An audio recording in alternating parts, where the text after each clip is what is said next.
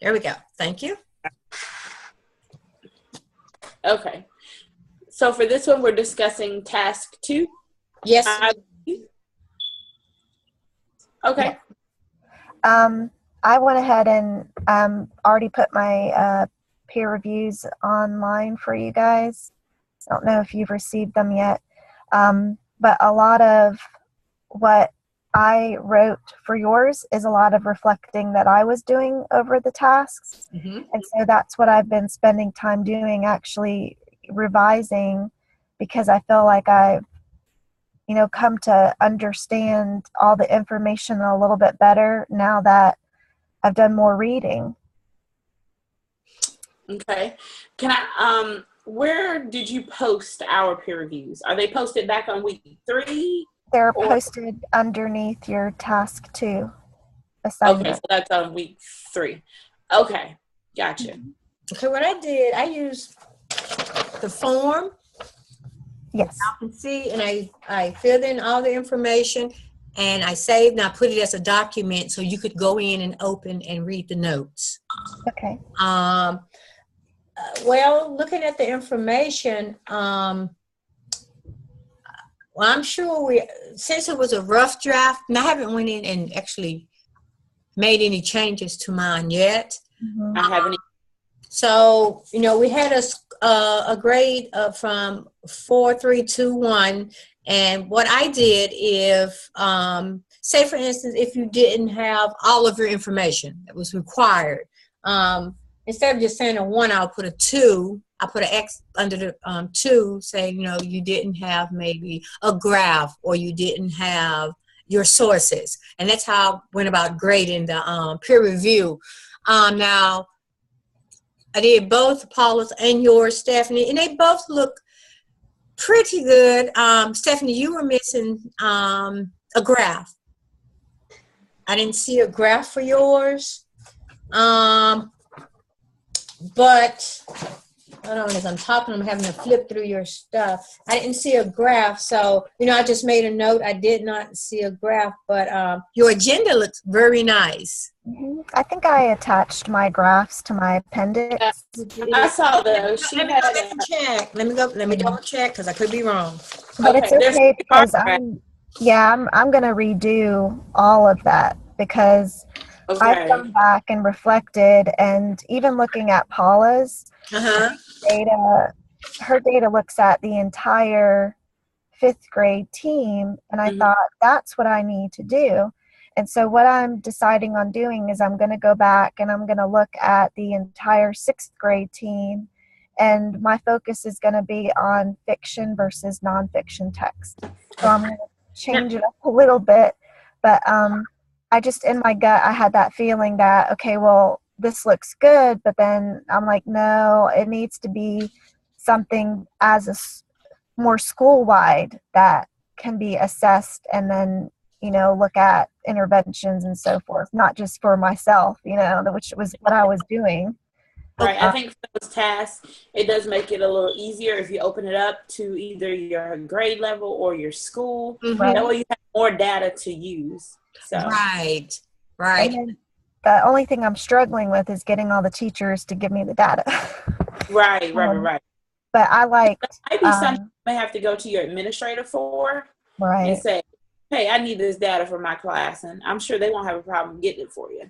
Right. They should have it anyway. So that's what I've been working on, kind of looking at all of that, and then sticking with 6th grade ELA, but the topic has changed, and looking at everybody else's, it was more school-wide or grade level wise, which is like, I think that's what you guys did, and I did wrong with mine, so I wanted to go back and change it. What I did, I just looked at the entire 6th, 7th, and 8th grade. I did the data on the EOG scores. I looked at students who attend school on a regular basis, and then students who missed quite a few days, and compared to scores and the data. And then I did one on discipline between males and females. Why is it that males have higher, or have more days in ISS or get more days in ISS than females. And then I did the other one on absenteeism. Looked at, tying it into the EOG. If you miss so many days, more than likely you're going to, get a poor score than students who are in school on a regular basis in the classroom learning. So I used so I had a lot of data to work with. You did, yeah. And I think what I'm going to focus my data more on, I guess it's called quantitative data, where you just look at more numbers rather than other things. I'm, trying to look at, I feel like our reading is kind of, we don't get the reading that we're supposed to get until later on. And I'm like, oh, that's what that means. And so then I go back and I want to, make revisions. Right. But I was looking at adding more also.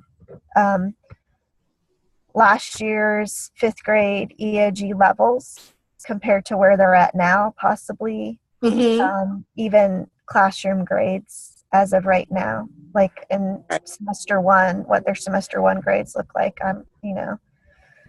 So it's a lot of revision that I've been doing. It's like I'm understanding things more, and I'm like, oh, I did that totally wrong. And I think that is the purpose. That is the entire purpose for us coming together, doing a peer review. I can learn things from you too, and so forth, and you all can learn from me, and on and on. And I think that is the whole purpose for the peer review, to kind of get a feel where we are, because you may do something better than myself or Paula may do it better than, the two of us.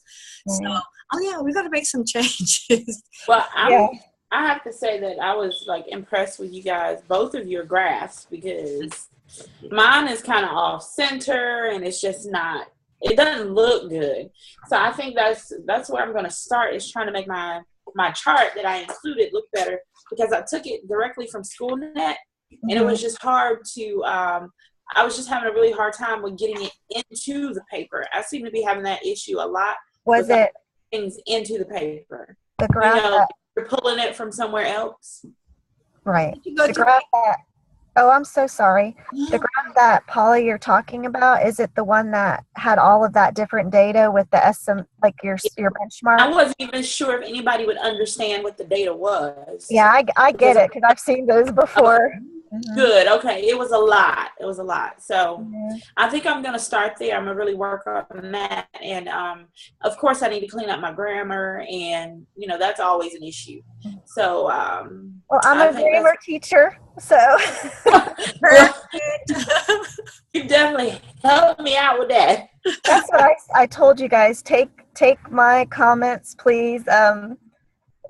Because it's like I have to look at every paper as a grammar teacher, because that's just what I do all the time. So, well, then we're thankful to have you in the group. Yeah, I'm being nitpicky when it comes to things, but my kids will tell you that's just how I am with everything. Where's your punctuation mark? Where's this? Right.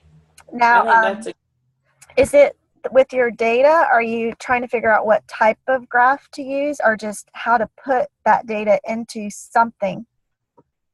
I just wanted it to look neater. Oh, okay. Because if you remember, it was kind of offset. It wasn't in the middle, and I just couldn't make it do what I wanted to do. So did you did a snapshot?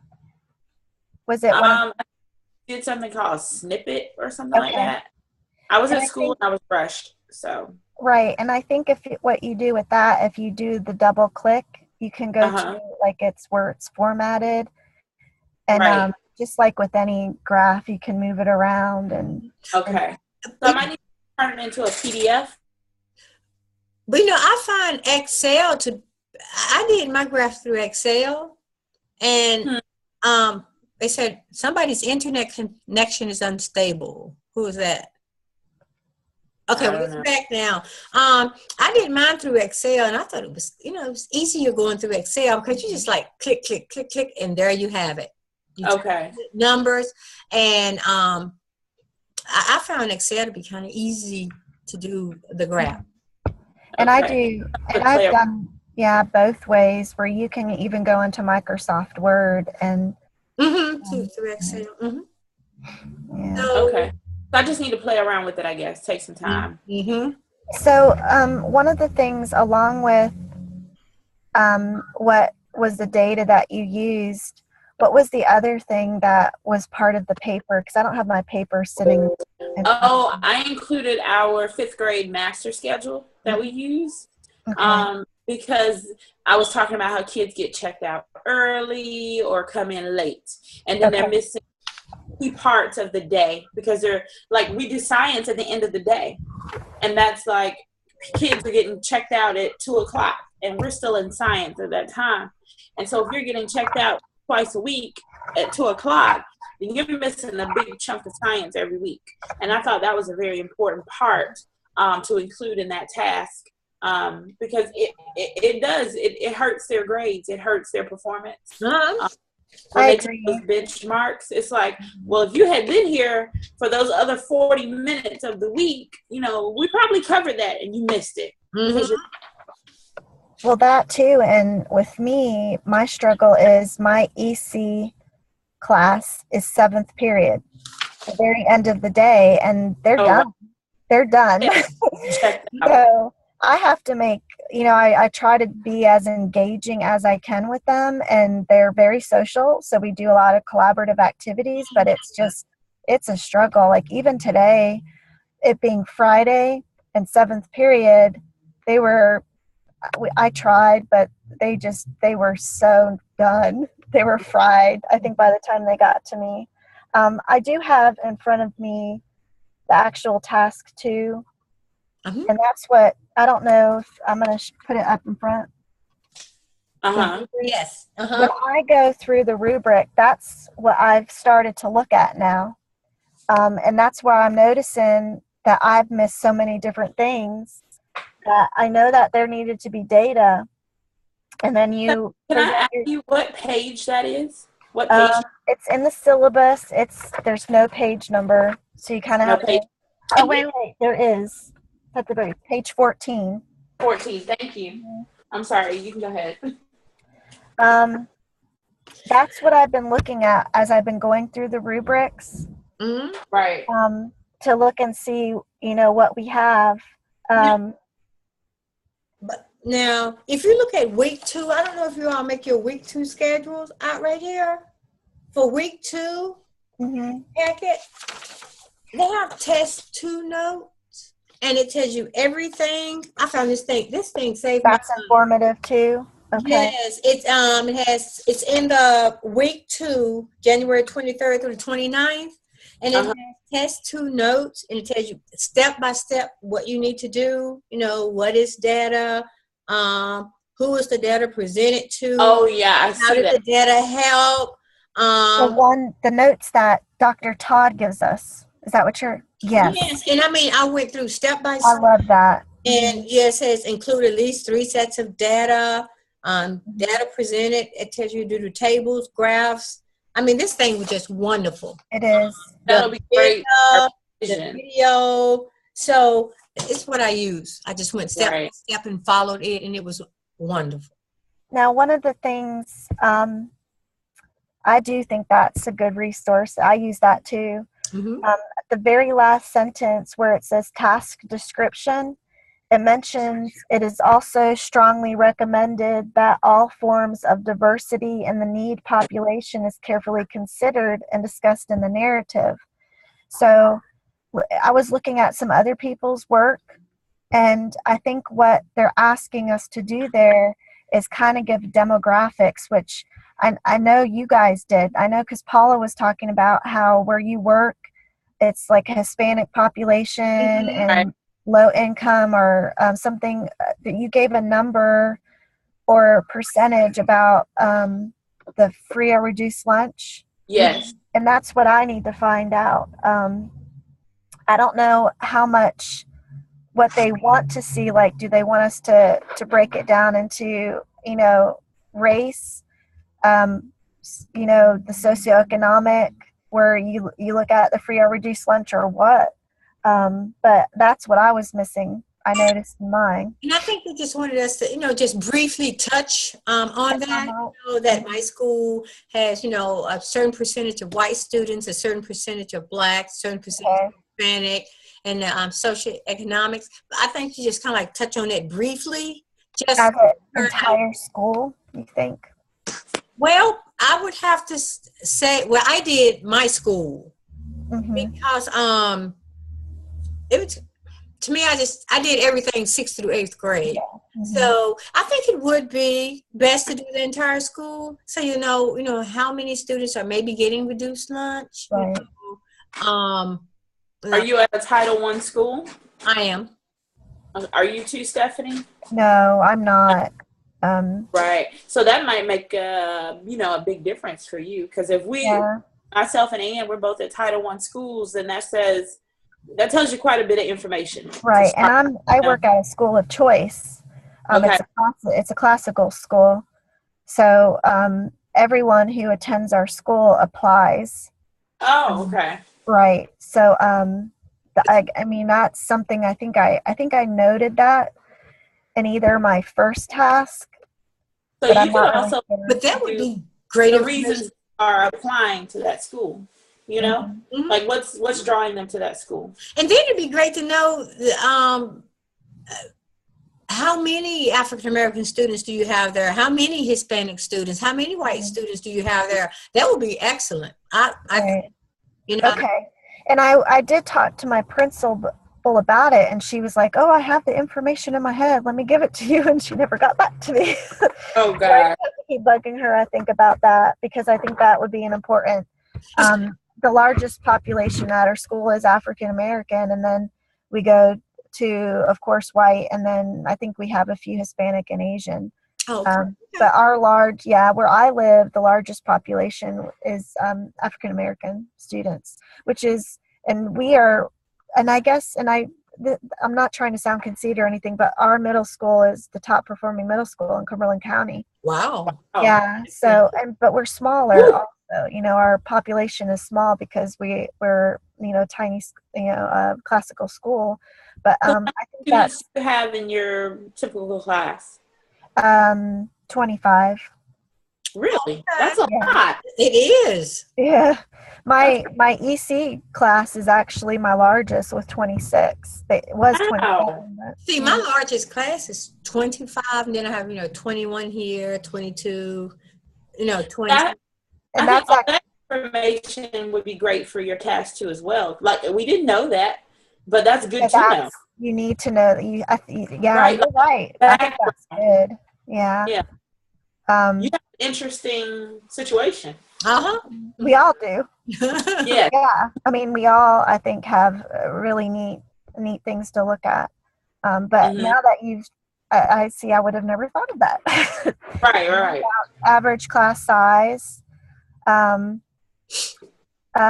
When you look at the North Carolina report card, it even tells you some of those things. I wonder if I could use that as a data tool. I was thinking about inserting our report card for our school into mine as well, because we did get that. And our school has consistently made growth. We started off as a C, and we've gone up every year. So I'm pretty sure I'm going to do that. Yeah. Now, we're still struggling in Caswell County. We have a lot of work to do. Right.